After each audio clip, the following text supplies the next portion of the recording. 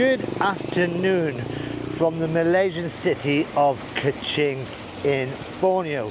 Now, if you've been watching me over the last couple of videos, you'll know that I've just been concentrating on the awesome waterfront which is down there. But there is more to Kuching than just the waterfront.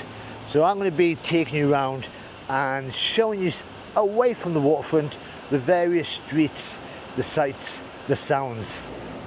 So as I've walked up here, there's a Chinese temple which is very superstitious, so I'm not going to go in there.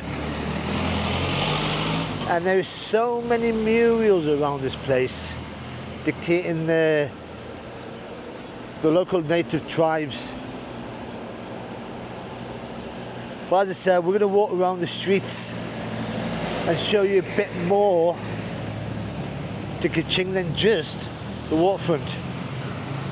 I might as well start with the Chinese temple because it's just here. So this is the Tua Pek Kong temple. This was built in 1876 for the Kuching's thriving Chinese community which had come over here. And despite numerous fires and floods, the temple has stood for nearly 150 years, and the locals believe it's blessed with divine protection. Now, I'm not going to go all the way in, but oh wow, well, look at that. There's a lot of lanterns.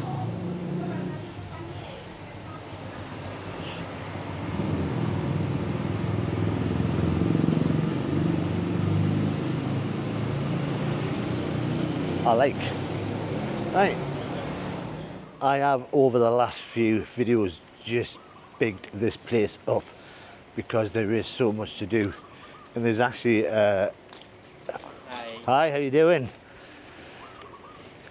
There is actually a leaflet here, 10 things to do in Kuching, and it's not just within the city. There is national parks, there's cultural villages, there's wet markets, there's wildlife centres. You could spend 2 weeks here and not get bored. Now, the street I'm on now is just packing up from the Mooncake Festival, which was on over the last few days. Right. And if you saw the nighttime video that I did for the previous video, this place was packed full of tourists, locals, and lots of street food. Now it is coming up to 10 to 5 at night, and the reason I've left it so late to come out was originally I was going to be leaving this morning, but due to a few technical problems last night and the fact that I couldn't be bothered, I stayed for an extra day. And I knew that I had to come out to do another video just to show you everything apart from the waterfront. And then I had some admin to do. So I have spent 3 hours in a laundrette doing my laundry, watching machines go round and round, repacking my bag, and yeah, an admin day. This is the reason I've come out late. And we're now about to go into Carpenter Street. So this is Carpenter Street, and it's one of the oldest streets in Kuching.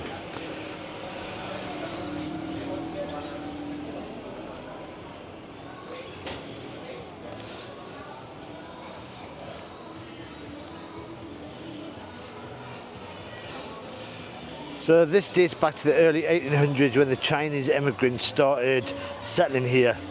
Many of them were carpenters, which is why they called it Carpenter Street. And yeah, they're all packing up. And this is the entrance to Carpenter Street.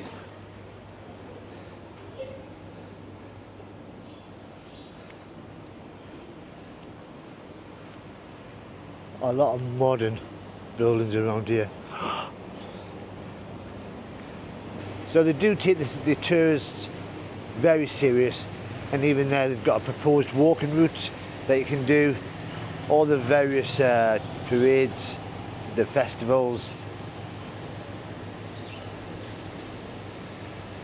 and you can see just from the map it's not just the waterfront, there's lots to see.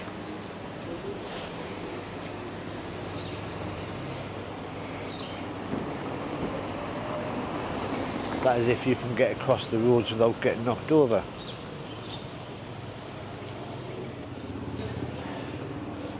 For those that like their shopping, there is various shopping malls all over the city, and you often bump into mice.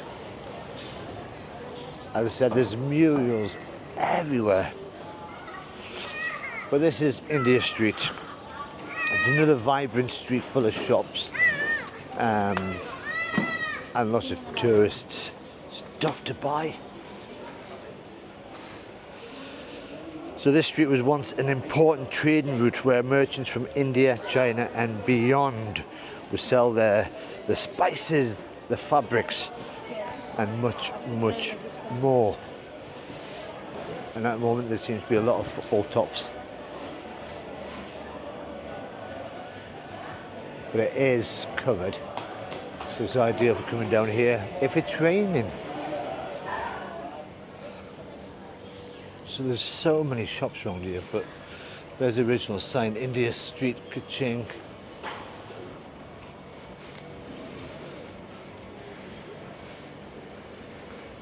Some good bargains.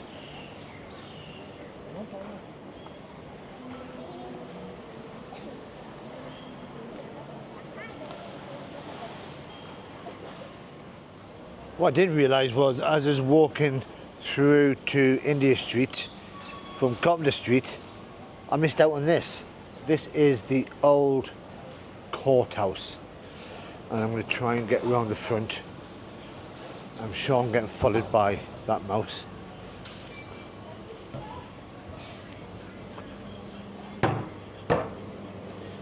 So this was constructed in 1874. It served as the admin centre for the White Rajahs, but now it's a restored heritage site with galleries and cafes inside, and I think that's one just inside there now.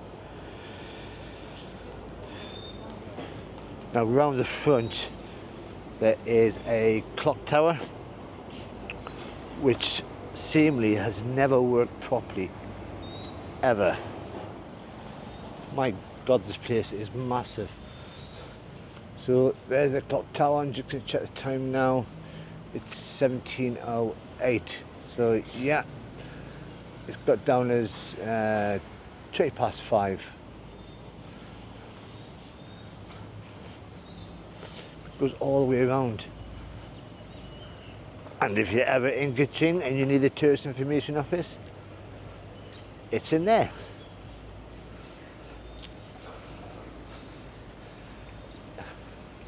So yeah, there's a restaurant in there. Looks expensive. And at various points you will get little signs to give you information on what you're seeing.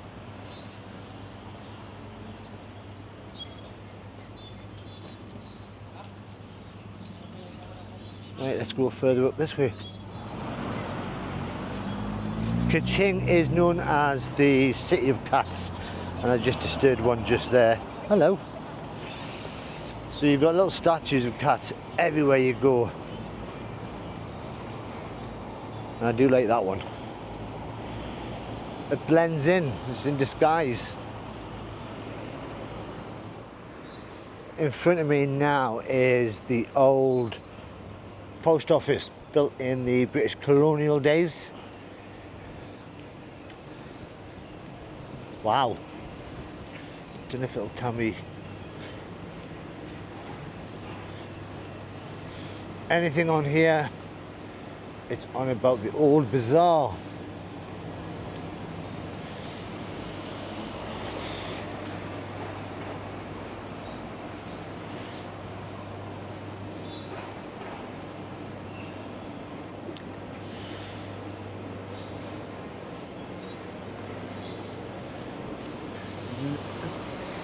So because Kuching was not destroyed like other places in the Second World War by the Allied forces trying to get rid of the Japanese, this place has survived with a lot of old buildings from the 1800s.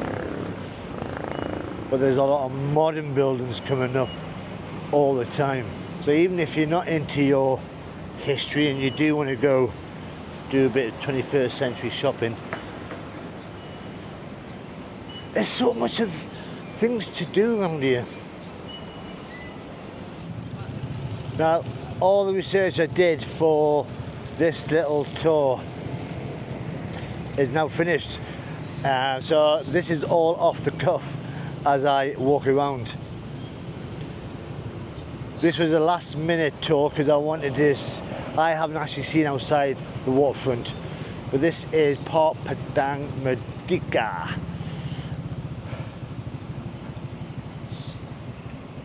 And so a lot of this is brand new to me. This looks like a park where you got people sat over there just having a little picnic from the looks of it.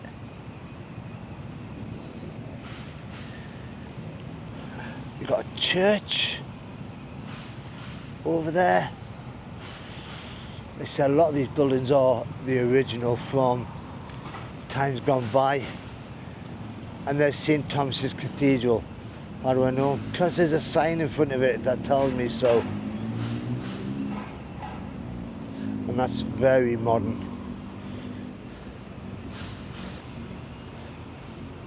I have noticed there's a lot of green area in Kuching. And this part is pretty big.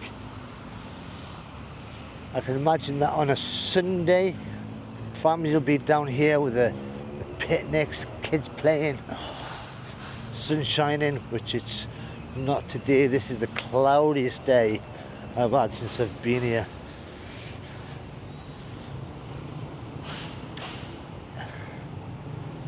So that's the Waterfront shopping mall, which I keep passing.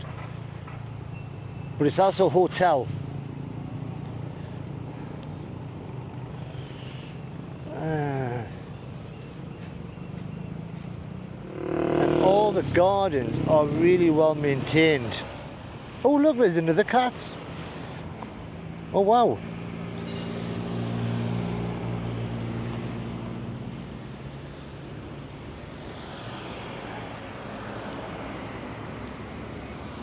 Now I've just looked on my offline map and there seems to be another garden with tons of stuff in it. So let's go there. So what I thought was a church isn't. It's actually the Borneo Cultures Museum. Wows. Reminds me of a Sydney Opera House a bit. Now there's a underground walkway to get over there because I think the traffic is a bit too, but it's not that busy. I'll just walk across. And then over there, look at all that lot.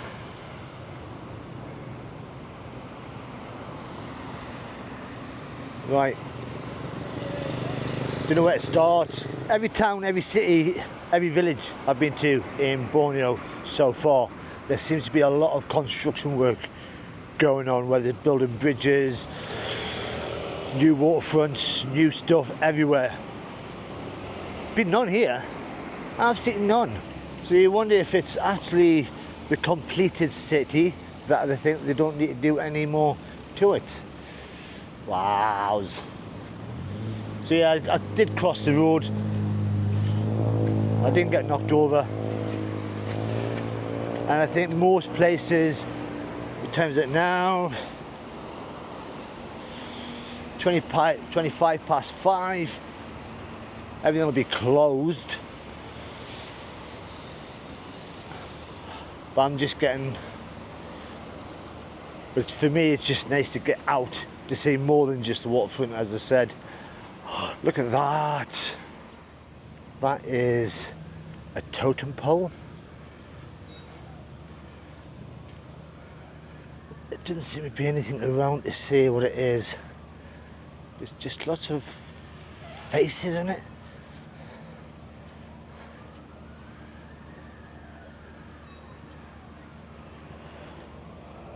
Wows. Just come at another angle.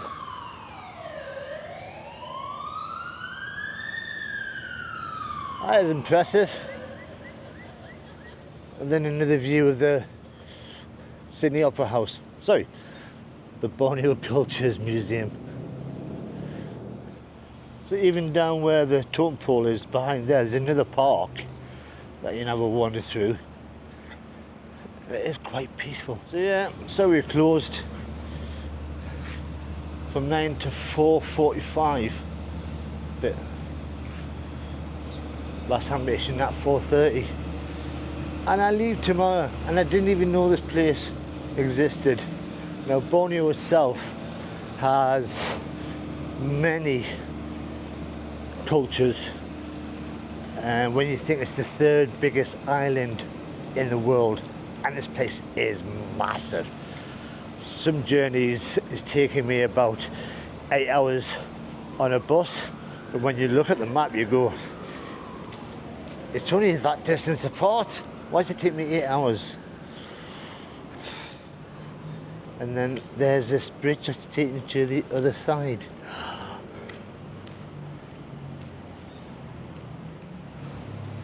Oh wow. Right, I'm going to stamp the grass.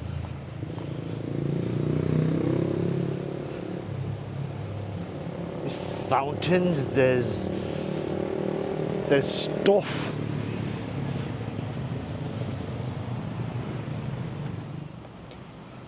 The 3 buildings that you got around here, if only I knew these were here. So this here is the Sarawak State Museum. That there is the Sarawak Art Museum, and then that one there, that is the Sarawak Natural History Museum. And you can tell it's a natural history museum because on the outside of it there's a butterfly. So you've got culture. I'm going to have a walk down this path.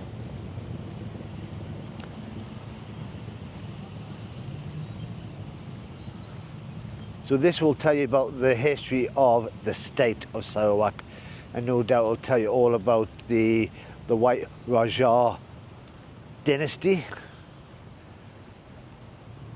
It's a shame it's closed. Why did I not know about this lot? Damn. I could stay for another day and do another walk around Kuching, but I'm so far behind in my adventure that I seriously need to start moving. Now when I go to the Indonesian side of Borneo tomorrow, which I'm definitely doing, I am planning on staying no longer than 3 days, which is a shame. And the main reason for that is when you Google backpacking Borneo, you only get this side, the Malaysian side. There's very little information on the Indonesian side. So to me, it's not much to go on. Look at that. There is one place I do want to go to, and that is the new capital of Indonesia. So they've moved it from Jakarta, or they will be moving it from Jakarta in the next few months when they finish building it. It was originally meant to be opening on August the 15th, which was Indonesia's Independence Day. That's old, as you can tell. Oh, there's a sign here. It's a bandaraya, whatever that is. Very pretty. But unfortunately they didn't open on August the 15th. They had a big massive parade planned to announce to the world their new capital, but it's not finished being built yet. Now, I had a look online this morning and they are allowing, for the first time at the start of this week, admittance to the new capital for whenever it begins, and they are allowing 50 people a day to go in, and so far tickets have been sold out immediately. So I'm not sure if I'm going to be allowed to get in, which is why I will be going after a couple of days, 3 days, once I get into the Borneo side of Indonesia. That is pretty. Oh my God, there's so much. And that's a bandstand over there. I think I'll have a wander up there. And there's stuff up there as well. What's that? Where do I go? What do I see? There's stuff over there as well. Ah! Right, I'm going to start up there. And this is Heroes Monument. And at the moment, that's all I know, because that's what I found out on my offline map. So I'm going to try and find anything that'll tell me about this. Now, there's various pictures of people.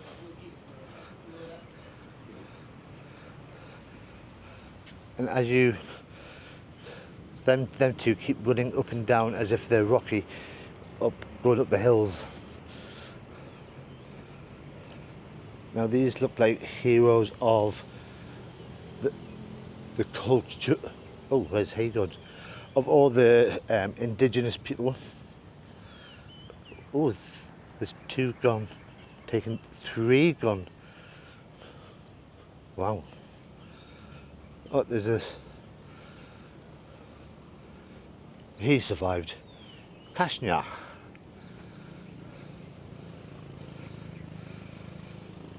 So, in memory of members of the Sarawak Constabulary and the Malaysian, British and Commonwealth Armed Forces and civilians who lost their lives in defence of right and liberty.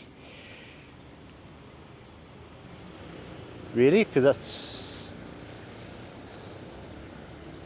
that looks like indigenous people.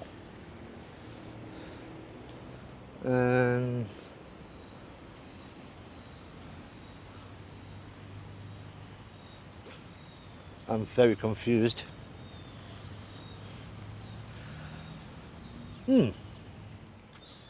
Once you leave the Heroes Monument, and I've still got the stuff down there to see as well, I'm just walking up and there's a pathway that leads to another park.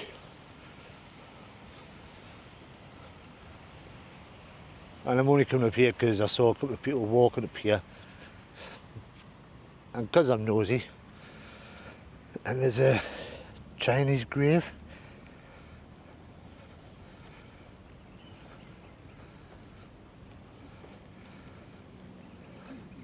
Oh, there's a road. And the road splits the Heroes Monument Park to this place. And it's a big lake with fountains and lots of people running. because it's that time of day. Oh God, it's 10 to 6. It gets cooler, and it is a lot cooler. Oh my God, this is beautiful.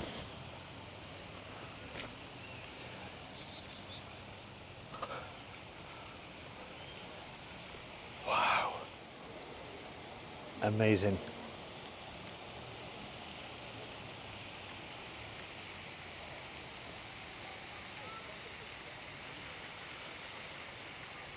Amazing. When you do look at all the touristy stuff mentioned in Kuching, there is lots to do with the waterfront, a lot to do with the national parks. Didn't even mention things like this.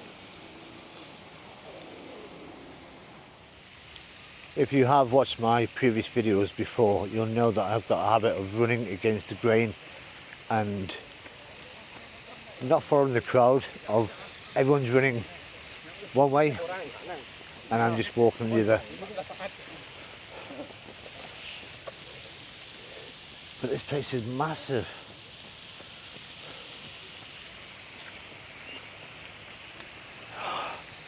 What's that over there?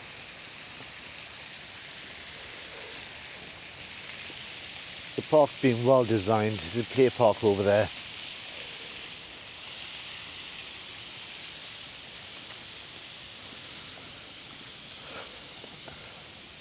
And I reckon if you come here during the day when people aren't running or speed walking, plenty of shade just to sit around.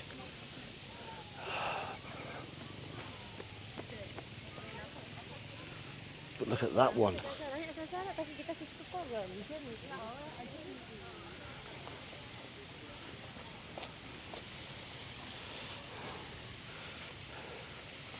I think everyone goes it the same way because there's a lot of people doing speed walking, just looking at their phones.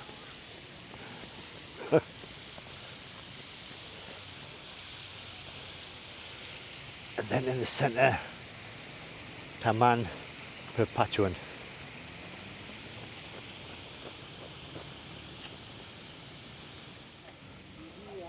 The treatment of the lake is using bioretention.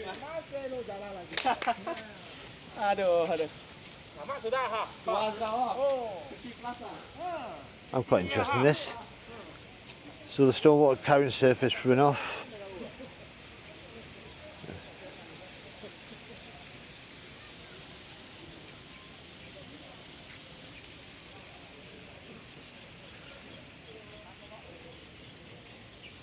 That is really good. I've mentioned the waterfront so many times and you've seen the videos of the waterfront so many times, but how far away am I from there? So that is the government building that's on the waterfront itself. I'm not that far, not that far at all, just to get here.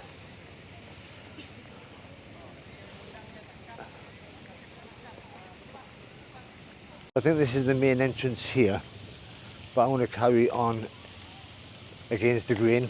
Hopefully someone's not going to bump into me on the way, because I just want to have a quick look over there. I'll just see more stuff to look at. And I'm too far to walk back over that way to see the Chinese gardens and stuff I missed out. Wow. There are some definite fast people running around. I'm trying not to get in their way. This is what I wanted to see. Look at that.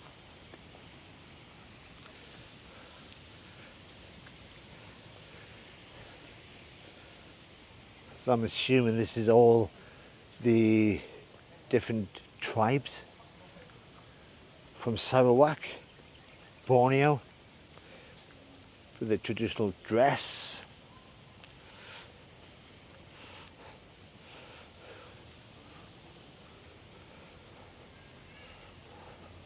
Wow, that.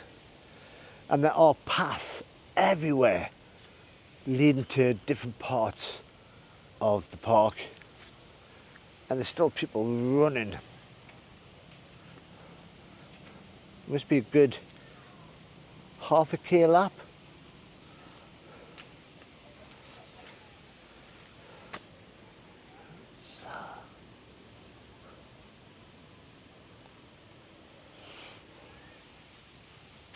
Amazing, amazing. So I'm leaving the park, and it's so big that I didn't get a chance to go all the way around. It's even got its own little sign, the Taman Perpaduan, where there's nature and running. And even now, people are still coming out of the park running, even all the way up there. Crazy people.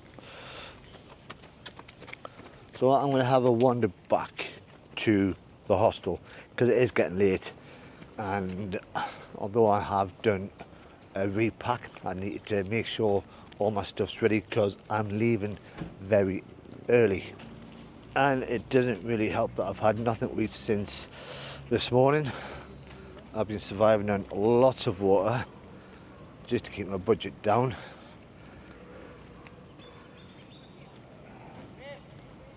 I have said it a few times, but this city is amazing. Very few cities I recommend people to go to around the world that I've been to, and this is definitely going to be one of them. There is so much around the corner that you're not expecting, and I wasn't expecting that park up there. It was another thing that I like about cities, that you just look at the map and go, oh, what's there? And you turn up and go, wow. Oh, more cats on top of the building. They do like their cats, and it helps that it's the city of cats. So my meal tonight will be noodles from the local shop. Just add hot water and I'll be happy. And I think if I'd known more about this place, I would have probably stayed for a week, without doubt. So much to do, so much to see, so much to enjoy. So if you've enjoyed this video and you quite liked Kuching, then you got to press that like button. And if you want to see how my journey to Indonesia goes tomorrow, because I am definitely, even though after every single video since I've been here, I've been saying I'm leaving tomorrow, I have to leave tomorrow. So if you want to see how I get on with my border crossing, then you need to subscribe. But until next time, in a different country, bye bye for now.